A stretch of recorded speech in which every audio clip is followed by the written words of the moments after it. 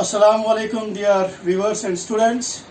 Today, once again, I, Sayyid Munir Hussain, is in front of you to discuss about 10th class English. Today, the topic which I am going to discuss with you is from one of the most important portion of language, that is writing skills, and one topic, that is notice board. It consists of 5 marks. Today, I will be discussing it with you.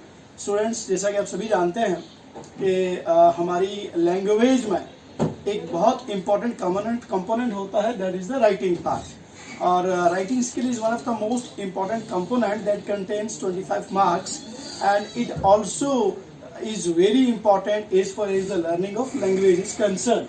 तो मैं चूंकि pros portion के ऊपर काम कर रहा था, लेकिन बहुत सारे स्टूडेंट्स ने और बहुत सारे टीचर्स ने हमें कमिट माई और पर्सनल नंबर्स पे फ़ोन करके ये बात बताई कि I should take up the grammar portion specially the writing skills. इसलिए मैं थोड़ा सा स्विच ऑन करना पड़ा अपनी मेथोडोलॉजी को और मैं प्रोज पोर्शन से सीधा राइटिंग स्किल्स की तरफ आ रहा हूँ. But I will be continuing with the prose portion too. मैं वो भी साथ साथ में लेके चलता रहूंगा और साथ साथ में हम लोग ग्रामर पोर्शन का एक एक कंटेंट भी लेते रहेंगे. आज जो मैं आपके सामने बात करने जा रहा हूँ, that is notice board, and it is one of the most important writing skill. It consists of 5 marks. ये नोटिस बोर्ड अगर आज आप यहाँ सीख जाते हैं तो it will help you in class 11, it will help you in class 12, and most important it is going to help you in throughout your life, because कल आप आगे कहीं पे भी जाएंगे तो ये जो राइटिंग स्किल है ये आपको बहुत काम आने वाली चीज है. I will request all my students to watch this video keenly. और मैं यहाँ पे कुछ पॉइंट्स बता रहा हूँ, प्लीज उन पॉइंट्स को आप लोग देखेंगे और उसके बाद मैं आपके सामने एक डेमो भी जो है वो भी पेश करने की कोशिश करूंगा, सो दैट कि आपको नोटिस बोर्ड के बारे में पता चले. स्टूडेंट्स, मैं इसलिए ब्लैक बोर्ड पे चीजें पहले भी लिख के रखता हूँ बिकॉज लॉजिक ये है कि हम लोग चाहते हैं कि वीडियो को बहुत छोटा करके आप तक पहुंचे, सो दैट कि सिर्फ कंटेंट पोर्शन आप तक पहुंचे. अगर मैं लिखता रहूंगा और आप तब तक सुनते रहेंगे तो आई थिंक वो थोड़ा सा एक हफाजती एक्सरसाइज हो जाती है. और दूसरी चीज, मैं इंग्लिश पढ़ाते हुए उर्दू लैंग्वेज का इस्तेमाल भी ज्यादा इसलिए कर रहा हूँ सो दैट के maximum of my students can understand it. और एक साइकोलॉजिस्ट का ये मानना है कि हर स्टूडेंट को एट अ टाइम 3 लैंग्वेज आनी चाहिए, लेकिन एक टीचर के लिए बहुत मैंडेटरी रहता है कि वो मदर टंग का इस्तेमाल ज्यादा से ज्यादा करे so that students can understand the things easily. Anyways, let's students, let me start. Today the topic is notice board. It is one of the most important writing skill. It consists of 5 marks. And अब जब हम notice board के बारे में बात करते हैं बेटा कि नोटिस बोर्ड क्या होता है, what is a notice board. Notice board के बारे में जब हम सिंपली बात करेंगे तो सिंपली हम लोग बोलेंगे कि it is a piece of information. AI ने मेरे कहने का मतलब यह है कि नोटिस का मतलब ही होता है जब हम कोई इंफॉर्मेशन दूसरे तक पहुंचाना चाहते हैं, चाहे वो इंफॉर्मेशन ऑफिशियली हो, अनऑफिशियली हो, गवर्नमेंट की तरफ से हो, किसी और दफातर की तरफ से हो, एक इंसान की तरफ से हो, जिसे आप अतलाए आम भी कह सकते हैं. कई बार आप देखते हैं इश्तहारात आपके सामने आते हैं और अखबारों में आप देखते हैं कि बड़े बड़े नोटिस आते हैं लोगों की तरफ से. किसी को गाड़ी बेचनी होती है, किसी का मोबाइल फोन खो जाता है, कहीं पे डिपार्टमेंट में भर्तियां होनी होती हैं, कहीं पे टेंडर होने होते हैं, तो अखबारों में देखते हैं एक स्केयर बॉक्स में एक नोटिस आता है, वो उसी चीज को हम लोग नोटिस कहते हैं. एनीवेज, जब भी हम लोग नोटिस राइटिंग की बात करते हैं तो कुछ इंपॉर्टेंट पॉइंट्स जो मैं अपने स्टूडेंट्स को कहूंगा कि वो नोटिस राइटिंग करते वक्त इन इंपॉर्टेंट पॉइंट्स को कंसिडरेशन में रखेंगे. मैं अपने कैमरामैन से गुजारिश करूंगा कि वो फोकस करें जो मैं पॉइंट्स यहाँ पे डिस्कस करने जा रहा हूँ, सो दैट कि हमारे स्टूडेंट्स जो हैं वो इस चीज को अच्छे से अंडरस्टैंड करें. जो पहला पॉइंट मैं डिस्कस करने वाला हूं वो ये है, the language of a notice should be impersonal, it should be written in the third person. AI ने कहने का मतलब ये है कि जो भी आप नोटिस में आप नोटिस राइटिंग कर रहे हैं तो वो एक इम्पर्सन होना चाहिए. इम्पर्सनल का मतलब ये है उसमें आपने ज्यादा अपना हवाला नहीं देना है. आप जिस चीज के बारे में नोटिस दे रहे हैं उसके ऊपर ज्यादा फोकस होना चाहिए. मेरे कहने का मतलब ये है. दूसरी चीज, first and second persons like I and you should never be used. Dear students, whenever you are writing a notice, तो आप एक बात जहन में रखेंगे, मैंने ऊपर भी कहा कि नोटिस राइटिंग में थर्ड पर्सन का इस्तेमाल ज्यादा होता है, तो इसलिए जब भी आप नोटिस बनाएंगे तो आप यानी फर्स्ट पर्सन और सेकंड पर्सन, आई और यू, यानी मैं अभी बोल रहा हूं I am the first person, मेरा कैमरा पर्सन मुझसे देख रहा है, that is the second person, और मैं आप तक बात पहुंचा रहा हूं, you are the third person. यानी नोटिस राइटिंग में हमेशा थर्ड पर्सन को एड्रेस किया जाता है, तो फर्स्ट एंड सेकंड पर्सन का इस्तेमाल कभी भी नहीं होता है। तीसरी चीज माय डियर स्टूडेंट्स, जब हम लोग नोटिस राइटिंग करते हैं तो एक चीज आपको हमेशा जहन में रखनी चाहिए, the notice must be put in a square box. Square box का मतलब जब भी आपने नोटिस खत्म किया तो आपका नोटिस जो है वो इस तरीके से एक स्क्वायर बॉक्स के अंदर होना चाहिए। जो भी आप इंफॉर्मेशन पहुंचा रहे हैं that should be kept under a valid square box. Okay, चौथी चीज, it must contain complete information. यानी मेरी बात के ऊपर आप फोकस करिएगा, मैंने वर्ड लिखा कंप्लीट इंफॉर्मेशन, यानी जब आप नोटिस लिख रहे हैं तो you must have to keep the thing in your mind that जिस बारे में आप नोटिस दे रहे हो उसकी कंक्रीट एंड क्लियर इंफॉर्मेशन जो है वो आप लोगों तक पहुंचा सकें। यानी नोटिस का मतलब ये होता है कि आप कोई चीज इतलाए आम के लिए लोगों के लिए छोड़ देते हैं, और जब उस चीज में कंप्लीट इंफॉर्मेशन होगी तो जो भी इस नोटिस को देखेगा वो समझ आएगा कि इस नोटिस का मतलब क्या है। इसलिए कंप्लीट इंफॉर्मेशन को मेंशन करना बहुत ज्यादा जरूरी होता है।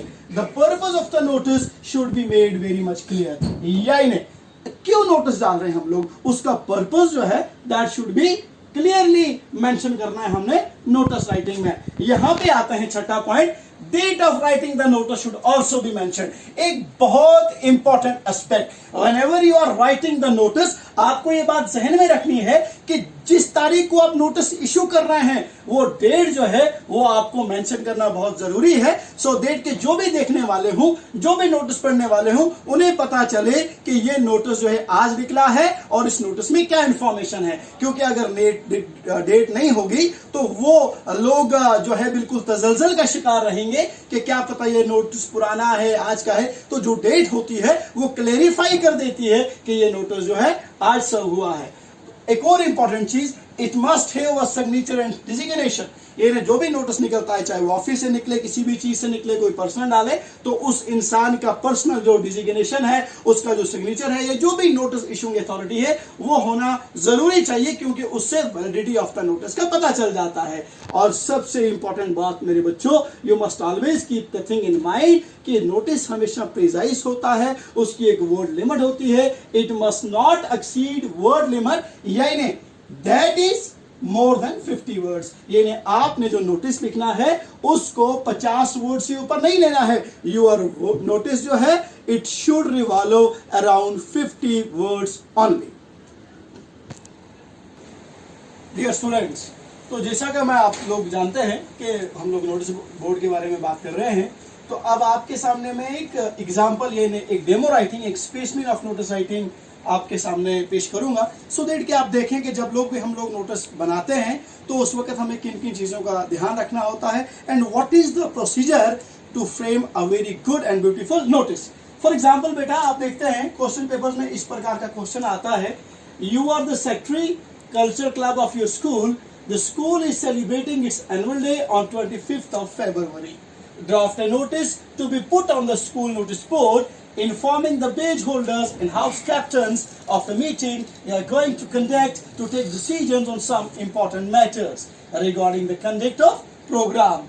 The notice should not exceed 50 words. यानी बच्चों, यानी यहाँ पे हमें सवाल ये कहता है कि आप स्कूल की कल्चरल क्लब कमेटी के सेक्रेटरी हो और आपका स्कूल जो है वो अपना सालाना एनुअल डे जो है वो 25 फरवरी को सेलिब्रेट कर रहा है, और चूंकि आप स्कूल के कल्चरल क्लब के सेक्रेटरी हो तो आपसे कहा जाता है कि आप एक नोटिस ड्राफ्ट करें और स्कूल के नोटिस बोर्ड पे लगाएं, और आप अपने स्कूल के जितने भी बेज होल्डर्स हैं, जितने भी हाउस कैप्टन्स हैं, जैसे स्कूल्स में आपके बहुत सारे ग्रुप्स होते हैं या आपके बहुत सारे हाउसेज होते हैं, उनको बताएं कि उनके साथ आपने मीटिंग कंडक्ट करनी है, सो दैट आप एक डिसीजन ले लें, कुछ इंपॉर्टेंट फैसले ले लें कि हम एनुअल डे किस प्रकार से करेंगे। और लास्ट पे ये भी बोलता है कि नोटिस जो है it should not exceed 50 words. तो स्टूडेंट्स हम लोग बात कर रहे थे स्पेसिमेन ऑफ नोटिस बोर्ड की। तो मैंने क्वेश्चन आपके सामने डिस्कस किया कि आप स्कूल कल्चर क्लब के सेक्रेटरी हैं और आपको नोटिस ड्राफ्ट करना है informing the students about the annual day celebration. तो आप कैसे बनाएंगे? सबसे पहले देखिए, आप सबसे पहले आप स्कूल का नाम लिखेंगे। जैसे मैंने क्या लिखा है यहाँ पे, गवर्नमेंट हाई स्कूल परमपिला। ये पहली चीज जहां पे मैंने मेंशन किया हुआ है कि जब भी आप नोटिस देंगे तो आप उस इंस्टीट्यूशन का नाम दे देंगे जहां से नोटिस इशू हो रहा है। जैसे मैंने यहाँ पे लिखा है गवर्नमेंट हाई स्कूल परमपिला।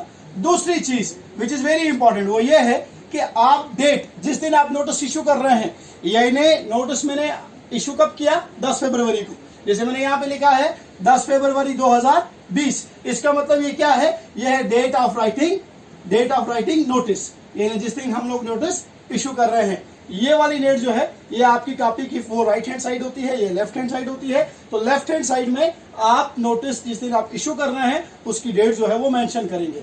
उसके बाद बेटा कैपिटल वर्ड्स में हेडिंग का मतलब ये नोटिस का पर्पस क्या है। जैसे आपने यहाँ पे लिखा है यहाँ पे annual day celebrations. For example हम लोग, यह मेरा नोटिस जो था वो ये था कि मुझे बच्चों को एनुअल डे सेलिब्रेट करवाना है। मे बी आपका नोटिस आपका एग्जामिनेशन के बारे में होगा तो आप लिखेंगे यहाँ पे मीटर ऑफ एग्जामिनेशन। आपका नोटिस एक्सकर्शन के बारे में होगा तो आप हेडिंग में लिखेंगे स्कूल एक्सकर्शन। आपका नोटिस समर वेकेशन के बारे में होगा तो आप यहाँ पे लिखेंगे समर वेकेशन। आपका नोटिस किसी स्पोर्ट्स टूर्नामेंट के बारे में होगा तो आप लिखेंगे इंटर स्कूल हाउस टूर्नामेंट या इंटर स्कूल ऐसे कंपटीशन व्हाटसोएवर। जो भी आपका जिसके बारे में आप नोटिस दे रहे हैं उसकी हेडिंग जो है मेरे बच्चों वो आपने यहाँ पे सेंटर में मेंशन करनी है।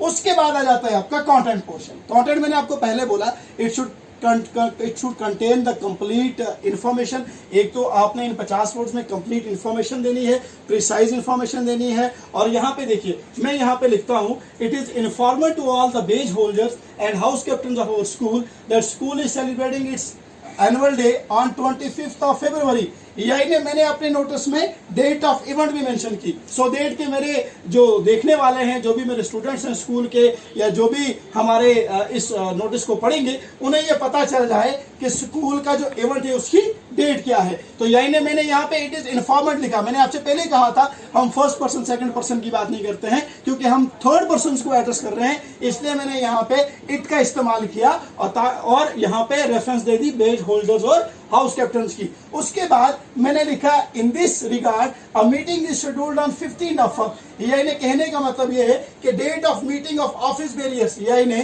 अगर हम एनुअल डे करना चाहते हैं तो उसके बारे में हमें मीटिंग करनी है, वो डेट प्लीज वो इन्फॉर्मेशन भी कंक्रीट इन्फॉर्मेशन भी मैंने यहाँ पे दे दी और साथ में इसका लोकेशन भी दे दी, ऑडिटोरियम में हो रही, टाइम भी दे दिया यानी कितने बजे होगी। और लास्ट पे मैंने लिख दिया यहाँ पे सेक्रेटरी स्कूल क्लब यानी नेम एंड डिजिग्नेशन कि किस ये नोटिस किसने इशू किया है। यानी जब आप इस नोटिस में देखेंगे तो इस नोटिस में आपको बिल्कुल 50 वर्ड में कंक्रीट इन्फॉर्मेशन मिलेगी। यानी आपको नोटिस इशू करने वाले स्कूल का नाम भी मिलेगा, किस तारीख को नोटिस इशू है वो भी पता चल गया, किस बारे में नोटिस है वो भी पता चल गया, किन लोगों के लिए नोटिस है वो भी पता चल गया, इवेंट कब होना है वो भी पता चल गया, मीटिंग कब होनी है वो भी पता चल गया, कहाँ होनी है वो भी पता चल गया, कितने बजे होनी है वो भी पता चल गया। और सबसे बड़ी बात यह है कि लास्ट पे आपने ये भी बता दिया कि नोटिस किसने इशू किया। और जो चीज मैंने आपसे बोली थी कि नोटिस जब आपके कंप्लीट हो जाए तो आप उसको जो है अपने बॉक्स में रखेंगे ताकि एक ब्यूटीफुल तरीके से यानी उसकी बाउंड्रीज दे देंगे ताकि इसमें कोई और वर्ड ऐड ना हो जाए और इस तरीके से बड़ा ब्यूटीफुल भी दिखता है। तो मेरे बच्चों इस तरीके से आपके नोटिस जो है वो रेडी हो जाता है। हम और भी डिफरेंट तरह के नोटिस के बारे में भी आपको डेमो दे देंगे। आई डू होप कि हमने एक छोटी सी कोशिश की कि आप तक नोटिस राइटिंग की ये बात पहुंचाएं। हमें उम्मीद है कि आपको ये चीज समझ में आई होगी। अगर कहीं पे कोई प्रॉब्लम है या कहीं पे किसी का कोई ग्रीवेंसेस हैं तो कोई क्वारीज हैं, प्लीज वो हमें कमेंट बॉक्स में अपना फीडबैक दे दीजिएगा। हमारी कोशिश रही कि कम समय में आप तक नोटिस राइटिंग के बारे में बात पहुंचाएं। हमने अपनी तरफ से कोशिश की। मैं हर वीडियो में कहता हूं to where is a human, गलती हर इंसान से होती है, नोबडी इज परफेक्ट और हमसे भी गलती हो सकती है। तो प्लीज हमारी इस कोशिश को देखिए और हमारी इस कोशिश के पीछे जो हमारा मकसद है अपने बच्चों तक पहुंचना उसको देखिए, हमारे वीडियोस को वॉच करिए। इंशाल्लाह अगले दिन एक नए वीडियो के साथ फिर आपके सामने हाजिर होंगे। तब तक अपना ख्याल रखिए, अपने घर में बैठिए, अपने परिवार में बैठिए और इस लॉकडाउन का पालन करिए और साथ साथ में अपनी स्टडीज के ऊपर भी फोकस करिए। स्टूडेंट्स, रमजान आने वाला है, आप सबको रमजान मुबारक हो और अल्लाह ताला से दुआ करें सारे मिलके कि ये लॉकडाउन खत्म हो, दोबारा स्कूल में मिले, फिर क्लास में पढ़ाएं, सो दैट कि अच्छी तरीके से आप तक बात पहुंचे। आप सभी जानते हैं कि 40 मिनट के लेक्चर को 10 मिनट में कंक्लूड करना बहुत मुश्किल होता है। हमने कोशिश की, उम्मीद करेंगे आप पसंद करेंगे। बाकी वसलाम, थैंक यू।